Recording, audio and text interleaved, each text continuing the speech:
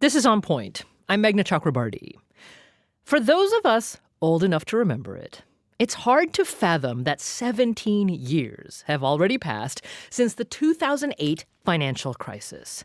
It was the worst economic crisis since the Great Depression, though the Trump administration's recently launched trade war against our closest and largest and most peaceful trading partners may eventually give '08 a run for that title. Now, the 2008 crisis was triggered by greed, lax regulation, and trust in the financial industry to monitor itself. In the years running up to that crisis, millions of home mortgages were handed out to people who eventually would not be able to pay them. The nation's biggest banks had created complex assets out of those mortgages, sold and resold them to each other, and were so tightly intertwined that when the bottom fell out of the mortgage repayments, it threatened to take the entire financial industry with it. Millions of people lost their jobs, lost their homes, lost their retirement savings. Markets were wiped out. But the big banks themselves, they got a federal bailout. For years, policymakers and regulators would hold hearing after hearing to figure out exactly what went wrong. Good morning. Welcome to the public hearing of the Financial Crisis Inquiry Commission. This is our second day examining the issue of financial institutions that have become too big, too important, too systemic to fail. That's Phil Angelides, chair of the congressionally created Financial Crisis Inquiry Commission back in September 2010. Too big to fail. Well, that day, the commission heard testimony from then Federal Reserve Chairman Ben Bernanke. Supervisors in the United States and around the world underestimated the risks associated, for example, with insufficient liquidity. Much of the crisis was a liquidity problem, or a bank run, essentially. A liquidity problem, meaning that banks did not have enough liquidity or capital to weather a crisis. Or put more simply, they did not have enough money in their own reserves to cover sudden and massive losses. You know, you as an individual are told to do that, right? Like, have some savings put aside if you can, so that when times are tough, you'll be okay. Well, the banks did not have that. In that same hearing, Phil Angelides asks, shouldn't have systemic risk been part of a safety and soundness regime even in the 2000 period? Was this a substantial miss? How fundamental was the failure of proper supervision to the metastasizing of this problem? It's certainly true that the system did not sufficiently anticipate the systemic risks associated with these institutions. That was frankly partly due to the regulatory structure that was given to us by Congress. As you mentioned, our charge was to focus on the safety and soundness of individual institutions. There was no provision, no authority to address systemic risk in an institution. So let's translate that a little bit. What Ben Bernanke is saying, there was no regulation to be sure that banks who do business with each other would not financially harm each other. Now, prior to Bernanke, Alan Greenspan chaired the Federal Reserve from 1987 to 2006, and he was famous for his regulatory hands-off philosophy of markets. Although way back in the 1990s, he also warned against irrational exuberance in what was then known as the dot-com bubble. In the run-up to the '08 financial crisis, however, banks could have been similarly warned, but weren't. Here's Phil Angelides again. So how much of this was also a function of a shift away from an aggressive regulatory regime to, frankly, just a common view that we should be more reliant on self-regulation, internal risk management by the institutions, and replacement of regulation? Well, I think there's some truth to that. It was there was some change in, I think, an overall philosophy. As firms became more complicated, there was a greater and greater understanding that regulators could not replicate all the risk assessments that the firms themselves could do, and we had to rely more on their own assessments, and instead of looking at the risks themselves, making sure that they had good systems in place and that they were taking appropriate steps to address those risks. Once again, that second voice was then Fed Chair Ben Bernanke. Alan Greenspan has since conceded that he was wrong to think that laissez-faire is the best overall approach to markets that have power to sink the U.S. economy. I made a mistake in presuming that the self-interest of organizations, specifically banks and others, was such as that they were best capable of protecting their own shareholders and the equity in the firms. As mentioned, the banks were chided, but not really restructured. Instead, they got a $700 billion bailout from the federal government. The first $250 billion straight from the Treasury Department. It was handed out in a matter of hours, one weekend in October of 2008, when it looked like the entire U.S. financial system was merely hours away from total collapse. The catastrophe was enough to introduce a new era of financial regulation. In 2010, Congress passed the Dodd-Frank Act. It gave the federal government the authority to address systemic risk in financial systems. This included conducting annual so-called stress tests on the big banks. Now, the stress tests would evaluate large banks to ensure that they had enough capital to weather an economic crisis, so a government bailout would never again be needed. And in the 15 years since Dodd-Frank, there, in fact, has not been another liquidity crisis in America's financial system. So stress tests would seem to be working. For now. But maybe not for much longer. Now, we went over that history of the 2008 financial crisis because late last year, December 24th, the big banks sued the Federal Reserve. They are seeking to overhaul the stress tests. That could bring a shift back to less government oversight and more market self-regulation, the very things that some experts say led to the 2008 crash. So this hour, we want to explore what exactly these stress tests are, how they work, and more importantly, how they keep the financial system stable. And we're joined today by Shayna Olesiuk. She's the director of banking policy at Better Markets, a nonprofit organization that's focused on the financial system. They're often referred to as a Wall Street watchdog. Shayna, welcome to On Point. Thank you for having me, Meghna. Also, by the way, a little later in the hour, we will hear from a representative of a major organization that advocates on the behalf of big banks. So we'll hear that voice a little bit later. But Shayna, can we start with more stress test 101, right? Because I have to say, I haven't been exactly 100% certain how they function. Is it like a simulation? What is it? Sure. So I think it's important to remember that the only thing between a failing bank and a taxpayer bailout is ensuring that the banks have an appropriate cushion to avoid the bailouts that you were just talking about.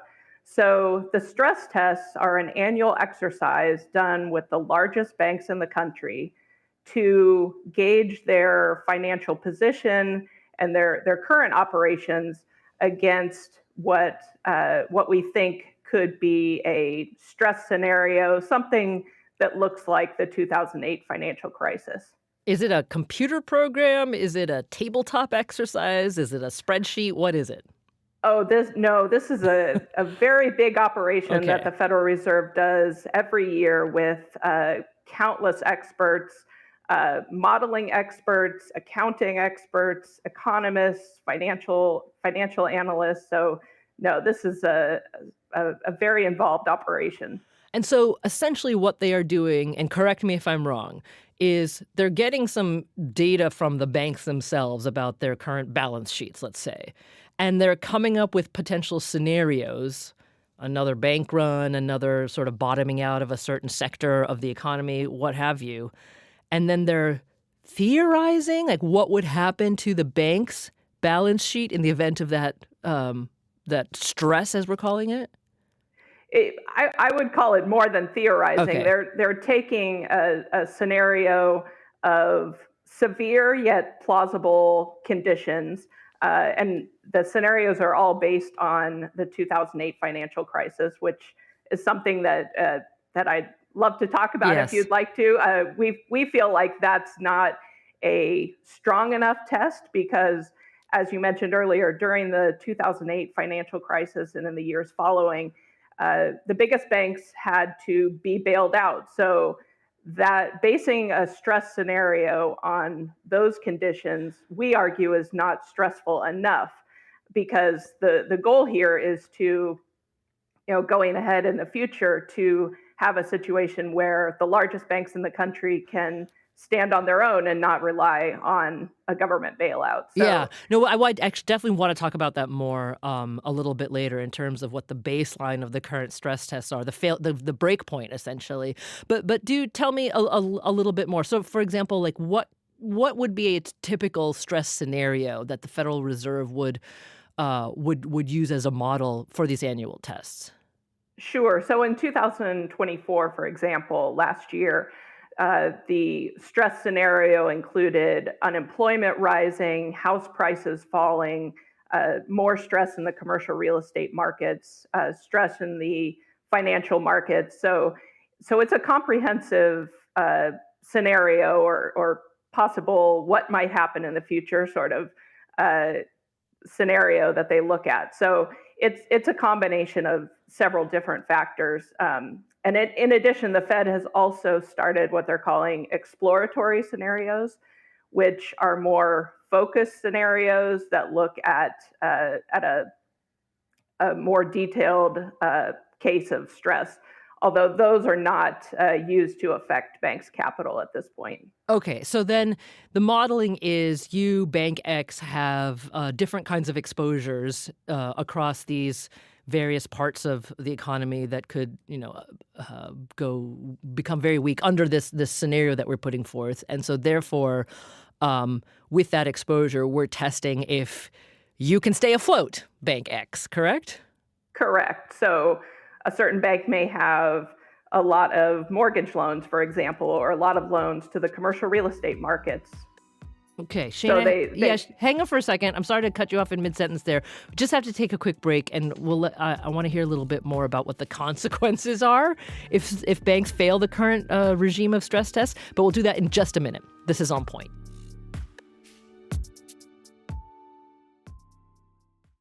Support for On Point comes from Indeed. You just realized that your business needed to hire someone yesterday. How can you find amazing candidates fast? Easy. Just use Indeed. There's no need to wait. You can speed up your hiring with Indeed. And On Point listeners will get a $75 sponsored job credit to get your jobs more visibility at Indeed.com/onpoint. Just go to Indeed.com/onpoint right now and support the show by saying you heard about Indeed on this podcast. Indeed.com/onpoint. Terms and conditions apply. Hiring? Indeed is all you need. Behind those cozy nights at home, thousands of employees at BP go to work every day. People producing more U.S. natural gas.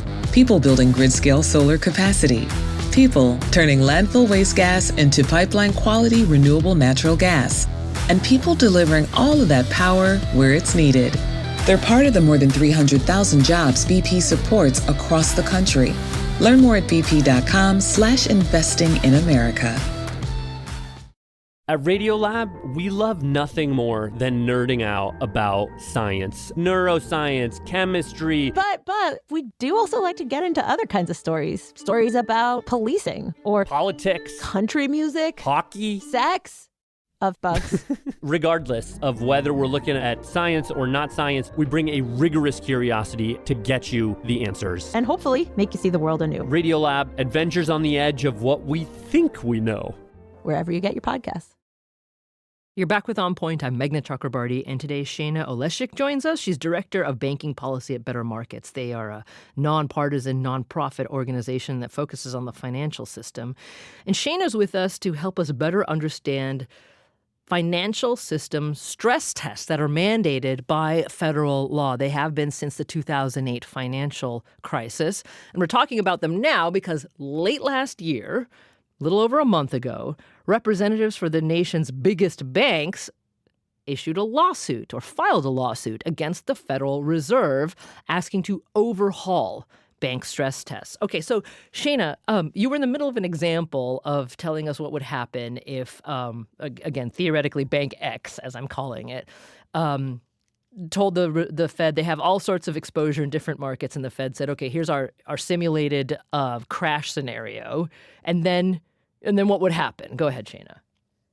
So when the stress test is concluded, after the Fed takes in their comprehensive stress scenario and looks at the composition of each of the banks that are stressed, then they take a look at how much capital would be needed to make sure that that bank stays above the minimum capital level that is required. So every bank, the Fed puts out a press release at the end of their stress test, and it shows how much each of these large banks would need to add to their reserves to protect against the specific stress scenario that was used. Got it. So to put it in more layman's terms, the Fed would say, okay, this is how much capital, money, literally, that you would need, Bank X, in order to not need a bailout, right? Correct. Okay, but so I'm going to get to this, I promise you, but the test doesn't necessarily say, under this stress scenario, here's what would happen to everyday people who are banking with you.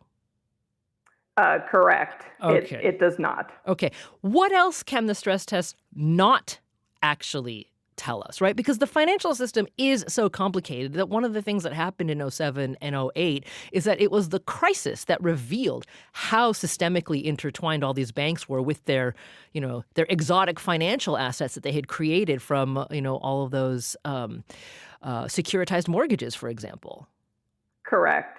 So the stress tests do not show what sort of contagion could affect the American people. As we saw in the 2008 crisis, the ultimate cost of that included far more than the taxpayer bailout. It included everyday people losing their jobs, losing their homes, possibly putting off going to college if they didn't have enough money, possibly putting off retirement. And the all-in cost of that we've calculated as over trillions of dollars. So this issue goes far beyond the individual banks and really hits Main Street. But I understand, though, that the banks were doing their own internal stress test, right? It's impossible to imagine that they wouldn't, given the trillions of dollars that flow through the financial system before 2008. They were, although the stress tests that they were doing were far more limited in their scope. They were not regulated or used in the way that the stress testing regime is now. One of the biggest advantages of the current system is that the results are comparable across all banks. And so we can have a view of how different banks are in terms of resilience across a stressful scenario, not just what that one bank may think is the most reasonable. Got it. Okay, I see what you mean. So there was a high amount of variability in reasonableness. Okay, and again, Yes. in a highly intertwined system, maybe that's not the greatest idea. For those pre-08 stress tests, were they required to report that to the Federal Reserve or the government in any way? Certainly not in the way that the current stress tests are. I mean, now we have an annual press release and a series of reports from the Federal Reserve that brings a lot of transparency to the results of the test every year. Okay. And what happens if a bank fails one of these annual stress tests, and has that ever happened? So that doesn't happen a lot. It certainly has not happened in recent years. And I would sort of caution against using the term pass or fail. What we're seeing is the only thing the stress tests really show us is how banks respond to that one stress situation that's part of the test. And in recent years, we've seen things like a pandemic. We've seen things like huge interest rate increases. And so if those factors are not what's tested, then these stress tests and the results are actually giving us a false sense of security that the banks are actually more resilient than they are. So I think that's a big danger. Okay. I'm going to ask you later, though. You can't test for everything, so we'll get to that in a second. But to the point that you wanted to cover a little bit earlier, which is very, very important. As you said, sort of the break line in these stress tests has to do with the Dodd-Frank saying, well, a stress test shows that a bank is weak if the result from the test is they would need a bailout. So why was that the the threshold that was set by Dodd-Frank?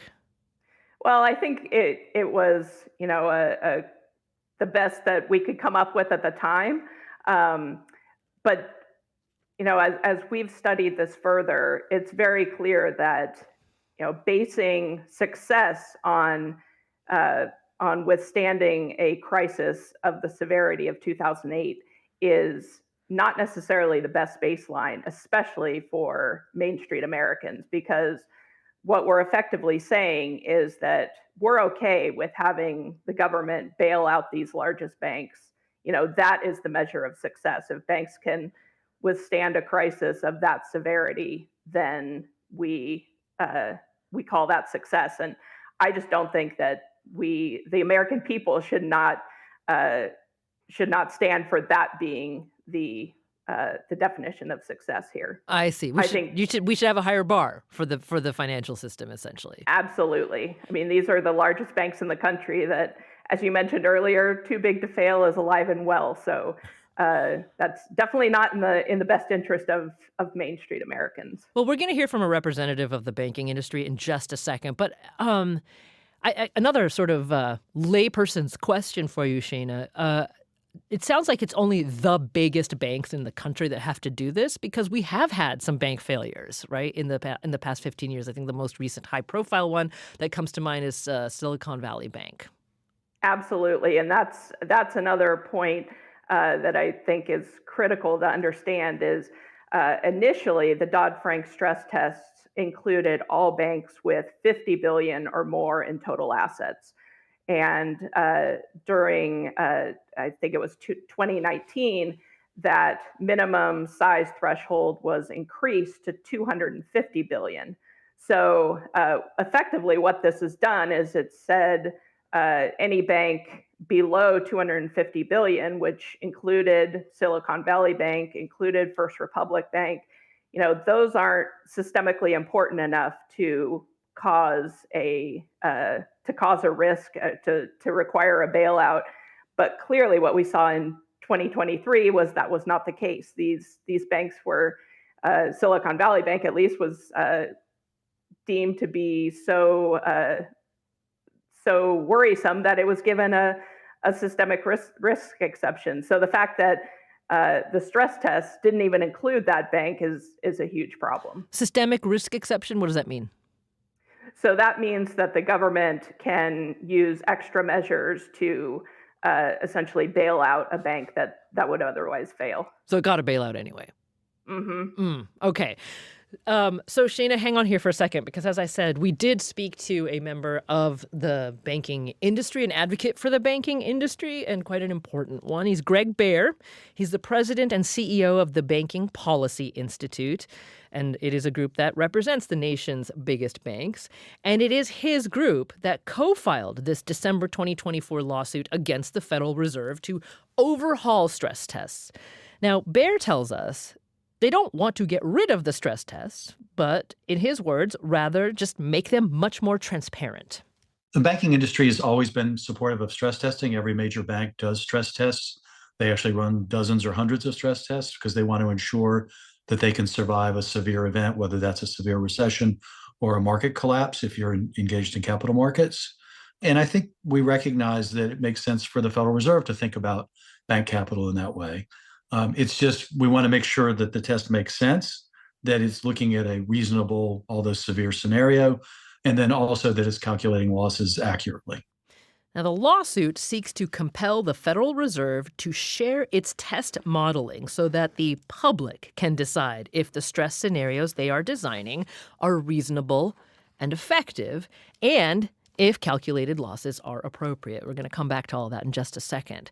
Baer also tells us that banks are currently in the dark about modeling, which leads to uncertainty that he thinks hinders the financial industry.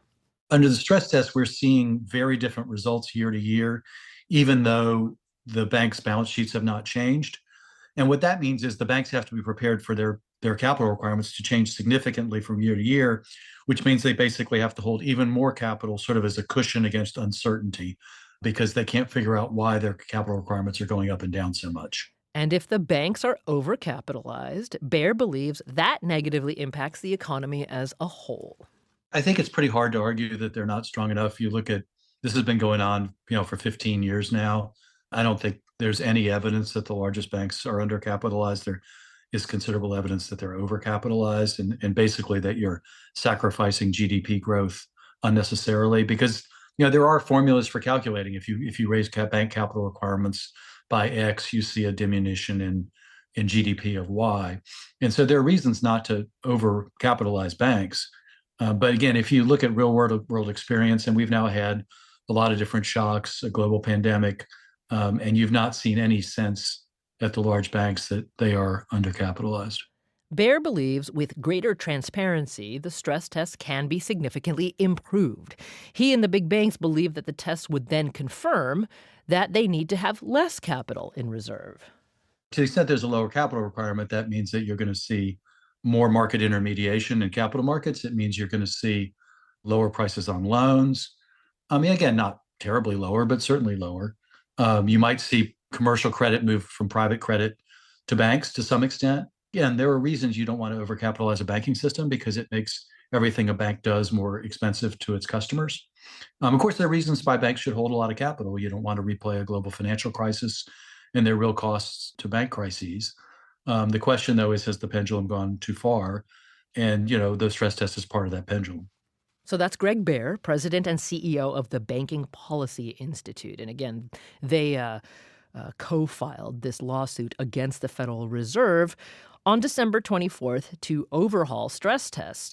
And by the way, the day before, December 23rd, the Fed announced it would soon seek public comment to, quote, improve transparency of bank stress tests and reduce volatility of resulting capital requirements, end quote.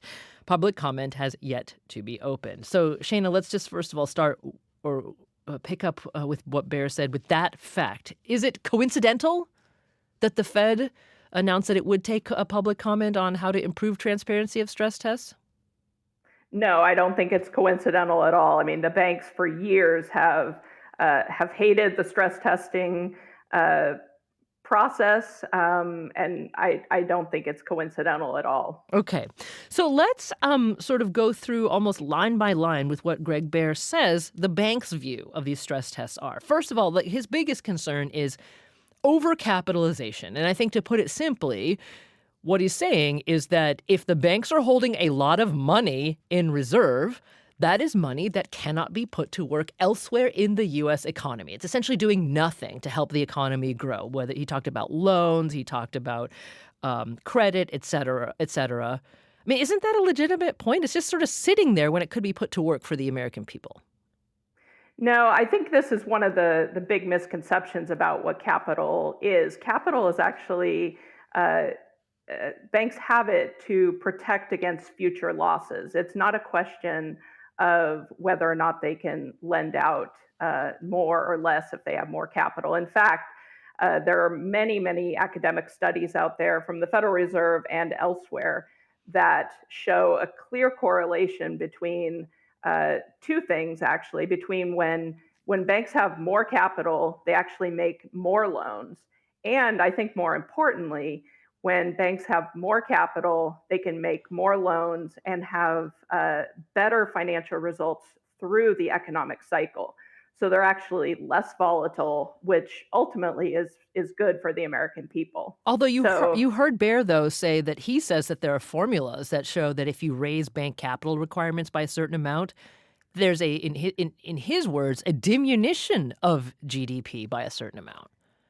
That's definitely what he and the largest banks want you to believe. The banking industry has spent an incredible amount of money trying to convince people of that. In fact, there were even Super Bowl ads last year trying to scare people into thinking that having the banks hold more capital was actually a bad thing. Really, it's just a bad thing for the banks themselves, for their executives, for their shareholders, because if a bank is holding more capital, they're not paying out as much in executive bonuses and paying out as much in dividends and other shareholder payouts. But banks that are that have a bigger safety cushion, that have a bigger reserve to protect against shocks and things that may go bad in the economy is more capital is actually a very good thing for the American people and for stability of the banking system. Okay, so but Bear also pointed out something that you, in fact, had said earlier as well. There have been certain shocks in the intervening 17 years. I mean, he pointed to the pandemic, and he said, look, that's like kind of a once-in-a-lifetime kind of shock here, and the banks did fine. No way that they're undercapitalized. Well, the banks did fine because the government put many programs in place. The Fed had programs. There was other fiscal spending. There was a lot of taxpayer money that was thrown into not just the banking system, but other parts of the financial system to protect us against a worse outcome during the pandemic. Okay, Shayna, hang on for just a second. When we come back, I want to hear more of your responses to what Greg Bear said, as a representative he is of the banking industry. And then let's talk about sort of what a better regime of stress tests in your mind would look like. So that's what we'll do in just a minute. This is On Point.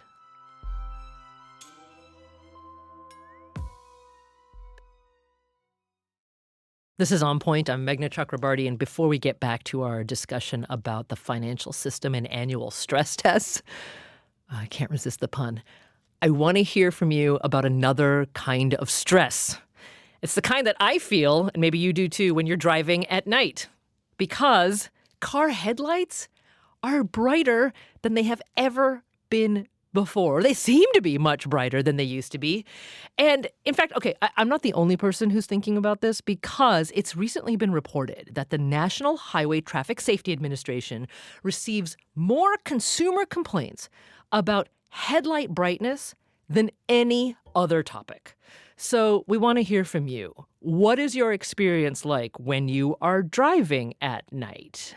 Have you noticed if car headlights have gotten brighter over time? How does it affect you when you're behind the wheel? You know, what do you think that they're not bright enough? We want to hear everything you have to say about headlights and brightness in American vehicles. So share your experience by recording a message in our On Point Vox Pop app. If you don't already have it, just go to wherever you get your apps and look for On Point Vox Pop. You can also leave us a voicemail at 617-353-0683. So we're looking for any and all stories or experiences you have with car headlight brightness, and especially if you happen to be a person who spends a lot of time on the road. Let us know. On Point Vox Pop. That's where you should send us your thoughts. We're going to be talking about headlights later this week. Now, today, we are talking with Shayna Olesiuk. She is the Director of Banking Policy at Better Markets, and we're talking about the banking industry's push or lawsuit to overhaul stress tests. Shayna, so again, I want to hear your response to several of actually quite the concrete claims that Greg Bear of the Banking Policy Institute said a little bit earlier.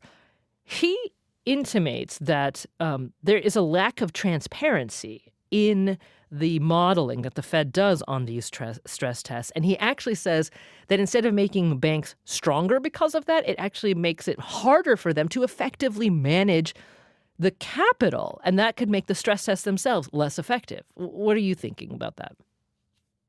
Well, I'm not quite sure where he's getting this sense that the stress tests are not transparent enough, because during the 2016 to 2019 period, the banks actually lobbied the Fed on this very point to make the stress tests more transparent, and they actually were victorious.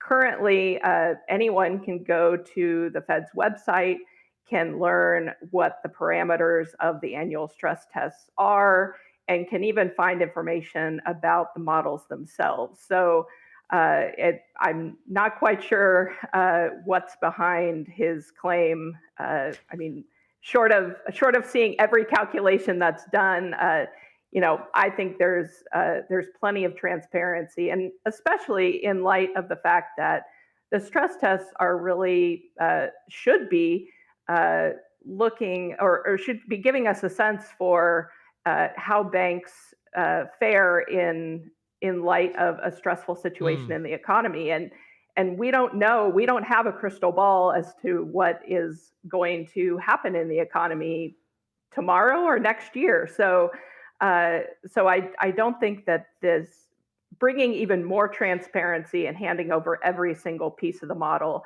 I don't think is consistent with a robust stress testing framework. But then if the banks can already see a lot of the calculations, let's put it that way, for these stress tests, why has the Fed itself, as we mentioned a little bit earlier, said that they're going to open a public comment period to see if there should be even more transparency in these stress tests?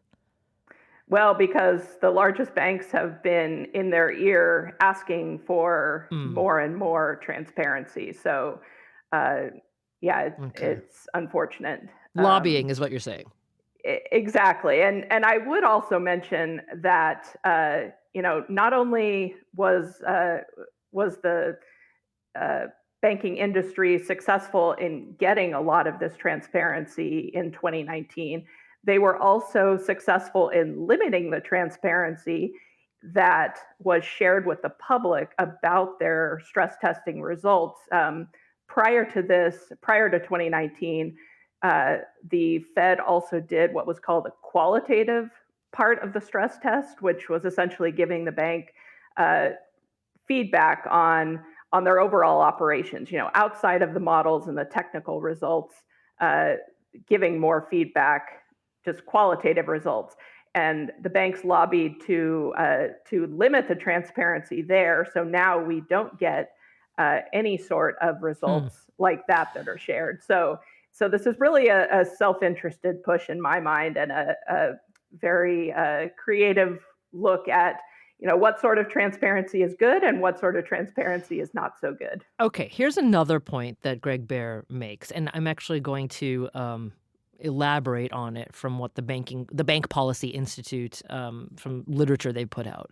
You heard him say earlier that he thinks the stress tests are calculating losses inaccurately. All right, so here's what the Bank Policy Institute says in their literature. Quote, while the goal of the test is to project how much a bank's capital would be depleted under a severely adverse scenario, the Fed's models perform this task poorly. Each year, the stress test produces counterintuitive and sometimes even nonsensical results that are consistent with more granular, more accurate bank models, so their internal models, and recent market experiences. So they're basically saying the results are even wrong. So why can't we trust them? Well, I think so. Taking a step back, both banks and the Fed, I think, are responsible and should be held accountable for good modeling, doing the best they can to look ahead at how banks might fare in a stressful scenario. So the Fed's test results are really just the minimum. Banks still are responsible for doing their own tests if they have a particularly complex loan portfolio, for example, or a particularly complex part of their operations. They absolutely are also supposed to be doing their own tests. So to be sort of blaming this volatility all on the Fed, I don't think is a fair characterization.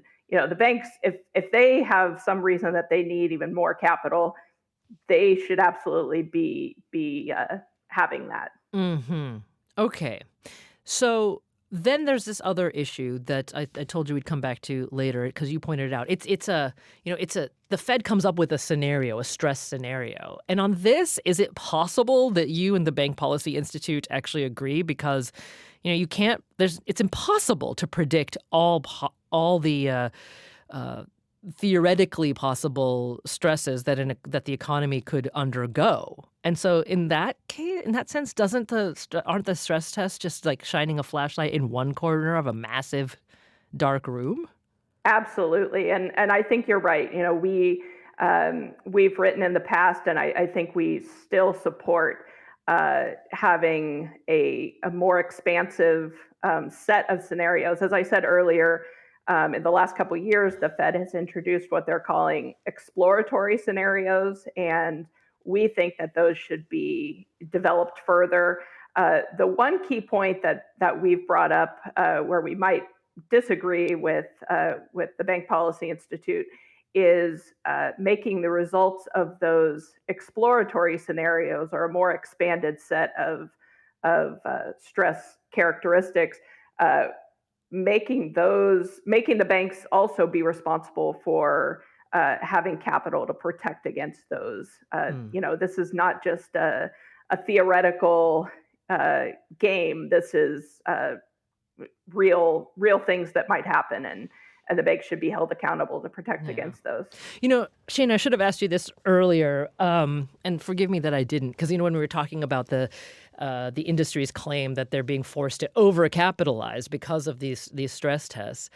Let's just say theoretically that they got the overhaul that they wanted, and their required capital reserve levels were to be reduced. What would they do with the excess capital now? What do they want?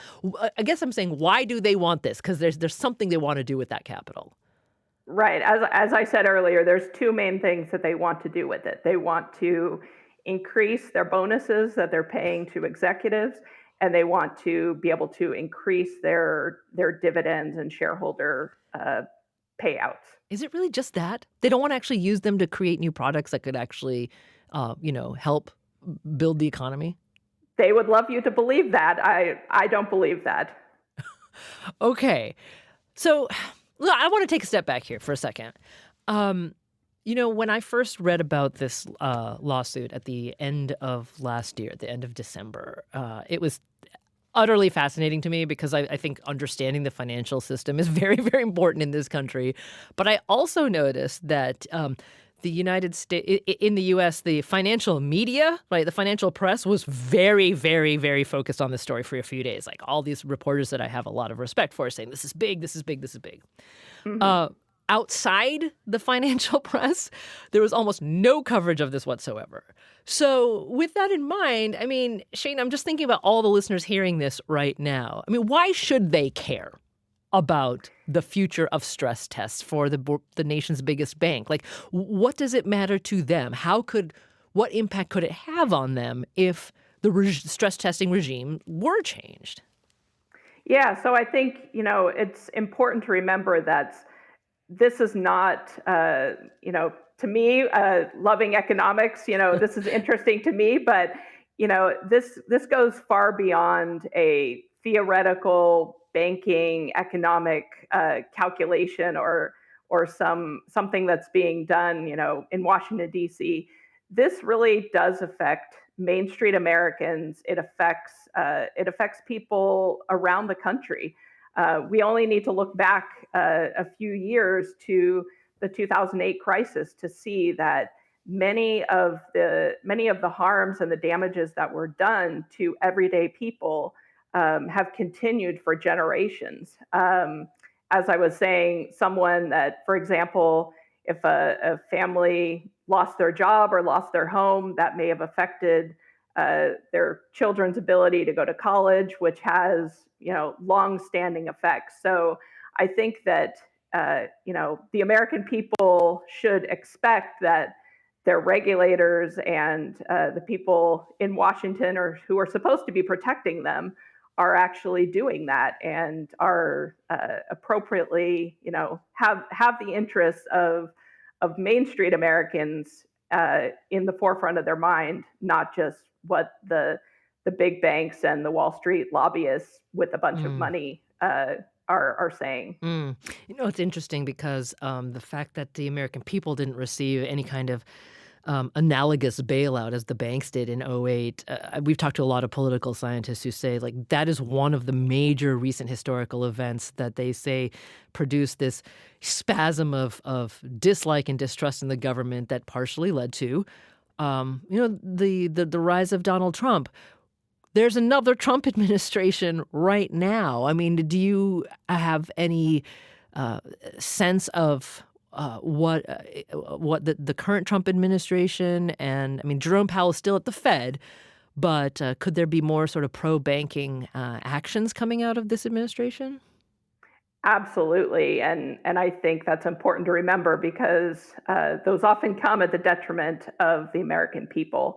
We only need to look back at some recent speeches from the Fed Board of Governors, for example, and many of the people that are on the Board of Governors are supporting some of these same points that the Bank Policy Institute brought up.